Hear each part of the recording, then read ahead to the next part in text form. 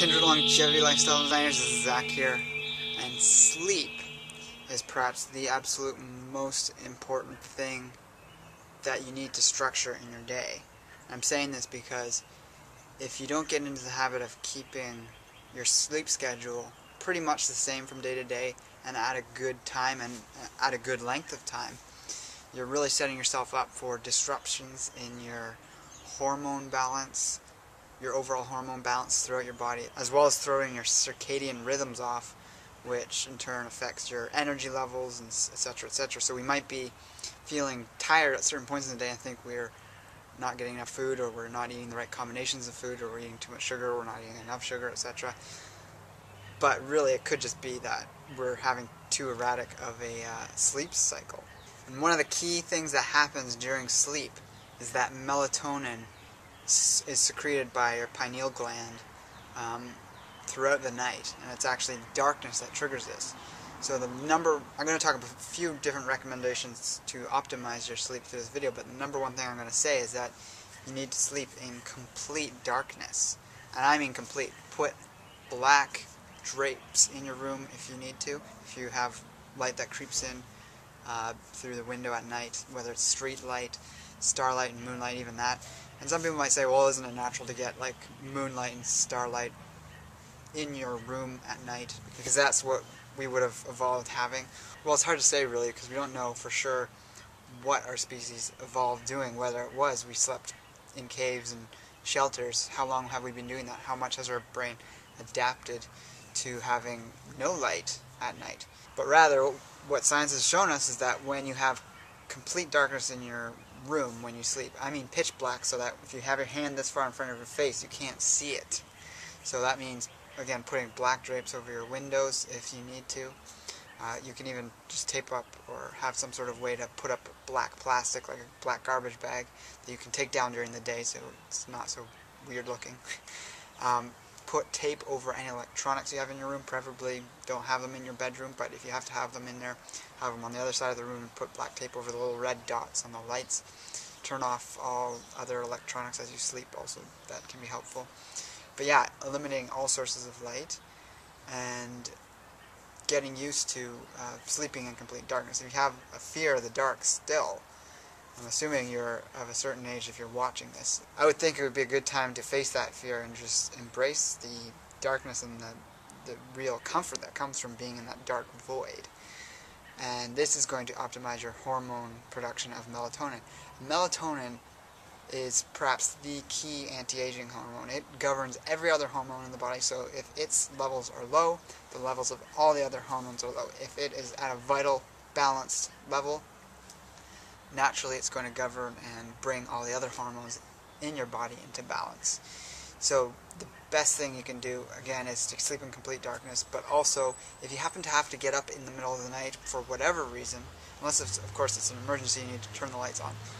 If you're going to the bathroom, for instance, try going, there's obviously going to be windows that are letting in some ambient light, so you're going to be able to see because your vision's accustomed to the dark, so you're going to be able to see a little bit. And try going to the bathroom, if it's safe, without turning any lights on, because as soon as you expose your pineal gland through your eyes to a large amount of light, such as very abruptly turning on a light switch, you're going to shut off the melatonin production in your brain quite quickly, and it won't be anywhere near at its optimum level for the rest of that night. Dr. Harald Guther of Germany was the first person to discover that melatonin actually accumulates in your body throughout the digestive tract. It lines the stomach.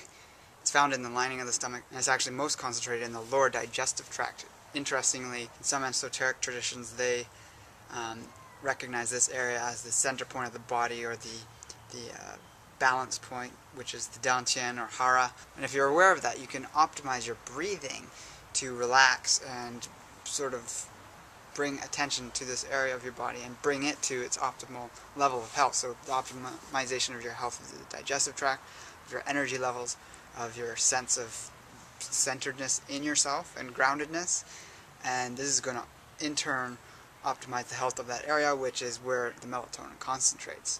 So this actually, deep breathing and diaphragmatic breathing, will definitely help with your sleep. And also another thing to consider is the length of time you sleep for. really all the studies in science is pointing towards 7 to 9 hours, 8 hours ideally for the length of time of your sleep. Now in terms of the optimal time to be asleep by and to wake up by, it obviously makes intuitive sense to go to bed when it gets dark and wake up when it gets light out, and I would say definitely go for that if you can, if it suits your lifestyle. But there isn't 100% concrete evidence of this. I've actually seen studies that say people that stay up later and wake up late actually are more productive throughout the day if that happens to suit them. So whether or not there are actually, morning people or people that do better, night owls you might call them, it's hard to pinpoint that exactly. I'm hesitant to give an exact recommendation about that because of that. But, go with what you can do. But aim for that 8 hours and make sure there's no light in your room when you're sleeping.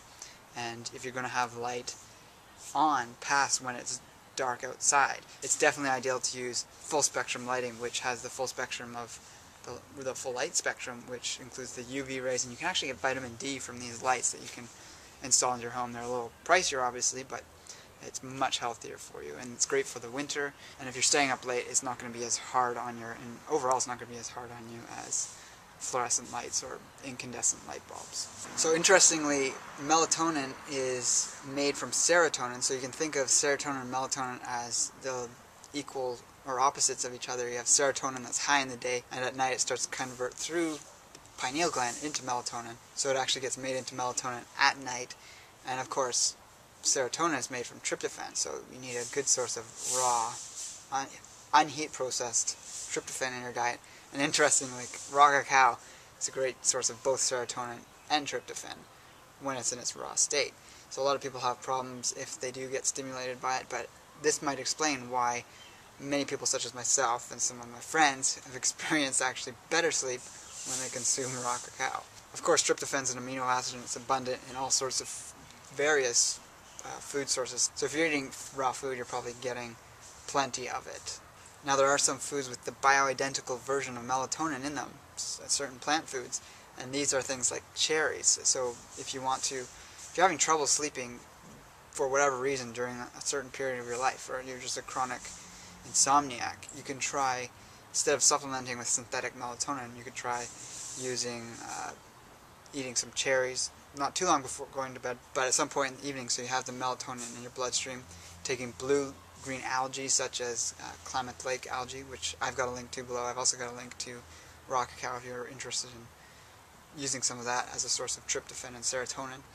And then also ginger contains melatonin, and there's a few other foods. Oats contain them, so raw oat groats.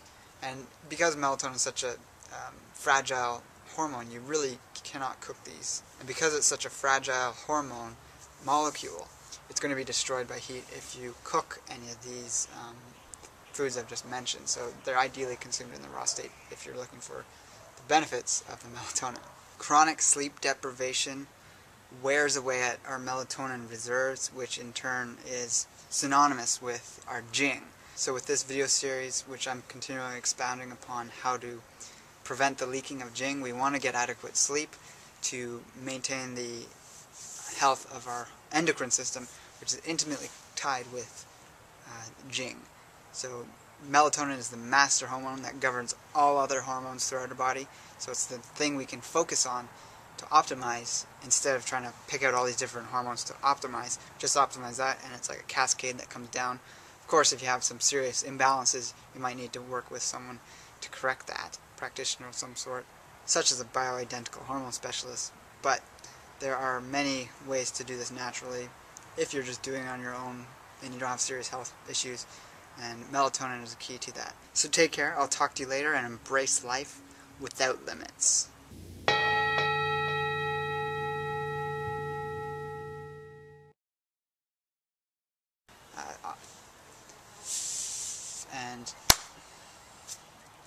And at night it starts to convert through the pineal